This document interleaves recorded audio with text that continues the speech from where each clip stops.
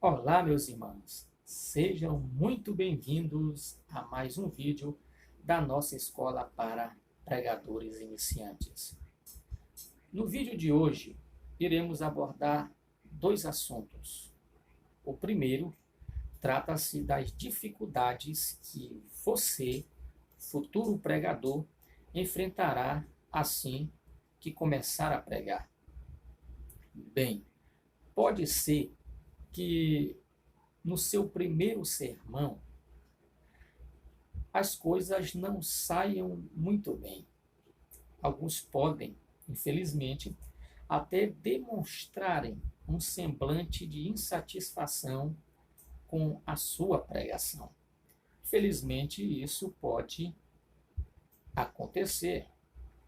Eu entendo que nas primeiras oportunidades, nas primeiras pregações, as coisas não saem como planejado, como você pensou que sairia. Por quê? Porque na primeira ou nas primeiras oportunidades, as palavras simplesmente desaparecem do vocabulário. As pernas começam a tremer, a boca seca e os lábios grudam um no outro. Devido a isto que pode acontecer com você, você será tentado a desistir de ir ao púlpito na próxima vez. Bem, as primeiras pregações é sempre assim. As primeiras oportunidades é sempre assim, porque você não está habituado, você não está acostumado com o público, com a plateia, ou de falar em público. E sempre poderá acontecer isto com você. Eu me lembro das minhas primeiras oportunidades. Aos 14 anos, eu comecei a pregar e as minhas primeiras pregações foram uma negação. Contudo, eu não desisti, porque eu entendi que se eu queria aperfeiçoar na arte da pregação, eu deveria praticar. E aqui eu te dou um conselho: não rejeite as oportunidades, porque são as oportunidades que vai levar você a se aperfeiçoar, vai levar você a perder este medo, a perder este nervosismo. Então aproveite as oportunidades, mesmo que seja para ler um texto, Salmo 23, qualquer outro texto. Aproveite as oportunidades, porque Deus vai usar ela para te aperfeiçoar. E só há duas formas de eliminar esse nervosismo: desistindo ou se aperfeiçoando na pregação. Eu acredito que você não quer desistir. Pelo contrário, você quer se aperfeiçoar dia após dia. E como se aperfeiçoar? Simples, praticando. Quanto mais você praticar, mais você vai se aperfeiçoando. E aí entra o aproveito às oportunidades. Não esqueça, aproveite cada oportunidade que lhe é oferecida. Não rejeite, mas aproveite, porque será um instrumento para te aperfeiçoar cada vez mais. O nosso segundo ponto está no Evangelho de Jesus, escrito por João, capítulo 1, versículo 23. A Bíblia diz que foram perguntar para João: quem és tu? E ele então respondeu: eu sou a voz do que clama no deserto. Eu sou a voz.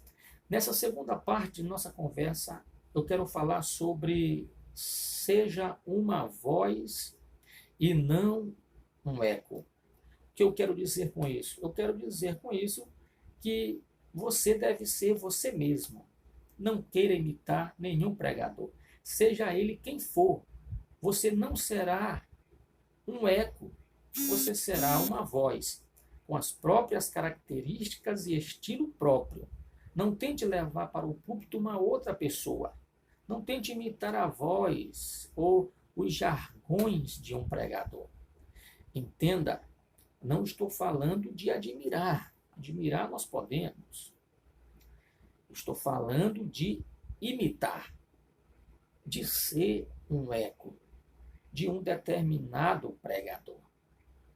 Admirar nós podemos admirar. Admirar a forma de um pregador, como ele prega, como ele raciocina, mas nós jamais podemos imitá-lo. jamais devemos ser eco. E o que é um eco? O eco, segundo o dicionário, é uma repetição, é um reflexo. E você sabia como surgiu a história do eco? Bem, segundo a mitologia grega, a história do eco está inserida no mito de Narciso. Eco era uma ninfa e era muito apaixonada por Narciso, que era um rapaz extremamente bonito. Eco, porém, tinha vergonha de dizer a ele que era apaixonada por ele. Além do mais, Eco tinha um grave defeito. Ela falava demais. Sempre, em qualquer conversa, Eco tomava a palavra e já não parava de falar. Seu maior e mais importante defeito era a tagarelice. Certo dia, segundo a mitologia grega, Zeus, o mais importante dos deuses gregos, estava traindo sua esposa Hera com algumas amigas de Eco. Hera, porém, desconfiou da traição e resolveu averiguar o que estava fazendo o seu marido.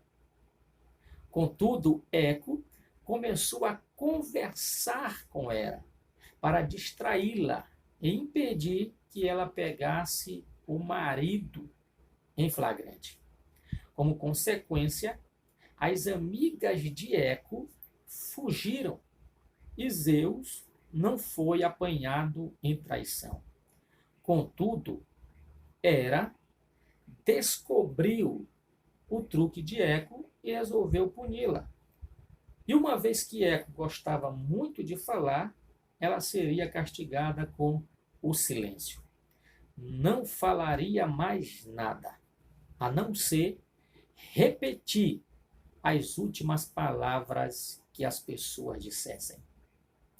Um dia, Narciso andava por um bosque e Eco, escondida, o viu.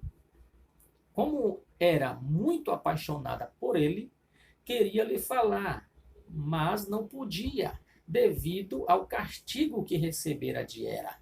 Então, Eco fez um barulho na mata, a fim de chamar a atenção de Narciso.